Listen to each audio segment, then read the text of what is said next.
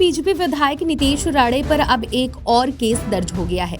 Hate speech मामले में अब अमरावती के अचलपुर पुलिस स्टेशन में इमरान खान असलम खान की शिकायत पर पुलिस ने एफआईआर दर्ज की है। इसकी जानकारी अमरावती एसपी विशाल आनंद ने दी है।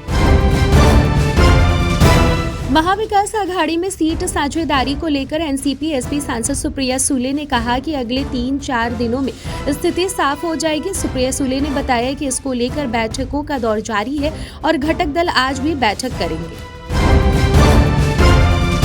महाराष्ट्र विधानसभा चुनाव के लिए महायुति में सीट बंटवारे पर रिपब्लिकन पार्टी ऑफ इंडिया ए के प्रमुख और केंद्रीय मंत्री रामदास अठावले का बयान आया है और उन्होंने कहा है कि आरपीआई ने महाराष्ट्र बीजेपी अध्यक्ष चंद्रशेखर बावनकुले को एक सप्ताह पहले 20 से 21 सीटों की सूची दी है और हमने उनसे अनुरोध किया है कि हमें कम से कम 8 से 10 सीटें मिलनी चाहिए।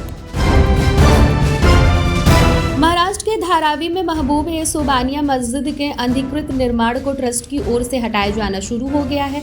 नगर पालिका जब अनधिकृत मस्जिद के खिलाफ कार्रवाई करने गई तो विरोध हुआ। धारावी में इस घटना से तनावपूर्ण माहौल हो गया। इस मामले में ट्रस्ट ने हाईकोर्ट का दरवाजा खटखटाया था। हाल ही में ट्रस्ट ने मस्जिद में अनधिकृत निर्माण को हटाने का आश्वासन दिया था।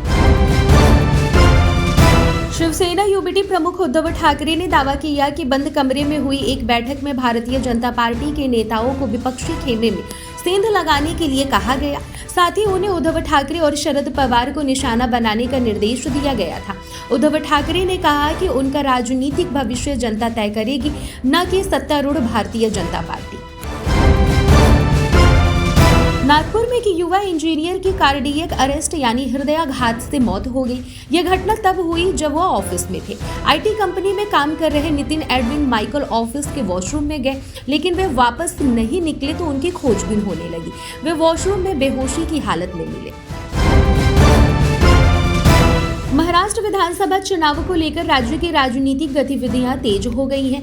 महाविकास आघाड़ी और महायुति में सीटों के बंटवारे को लेकर बातचीत चल रही है। इस बीच रविवार को एनसीपी एसपी प्रमुख शरद पवार ने दावा किया कि महाविकास आघाड़ी की पार्टियों में 8 से 10 दिनों में अपनी सीट बंटवारे पर बातचीत पूरी हो जाएगी। इसके साथ ही शरद पवार ने कहा कि महाराष्ट्र में महाविकास आघाड़ी की जीत तय है और राज्य में विपक्षी गठबंधन की ही सरकार बनेगी।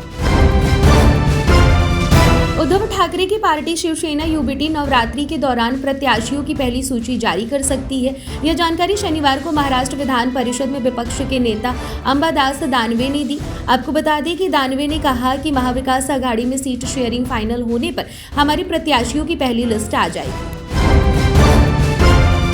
महाराष्ट्र में विधानसभा चुनाव से ठीक पहले मुख्यमंत्री एकनाथ शिंदे के राजनीतिक गुरु रहे आनंद दीघे के जीवन पर आधारित फिल्म धर्मवीर का दूसरा हिस्सा बीते शुक्रवार को सिनेमाघरों में रिलीज किया गया है। फिल्म के रिलीज होते ही शिवसेना शिंदे गुट के विधायक संजय सिरसाट ने एक प्रेस कॉन्फ्रेंस के दौरान दावा करते हुए कहा कि आनंद दीघे की हत्या की गई थी। ये बात पूरे ठाणे को पता है। पुणे में पीएम नरेंद्र मोदी के कार्यक्रम के दौरान महाराष्ट्र के एक मंत्री का फोन गायब हो गया।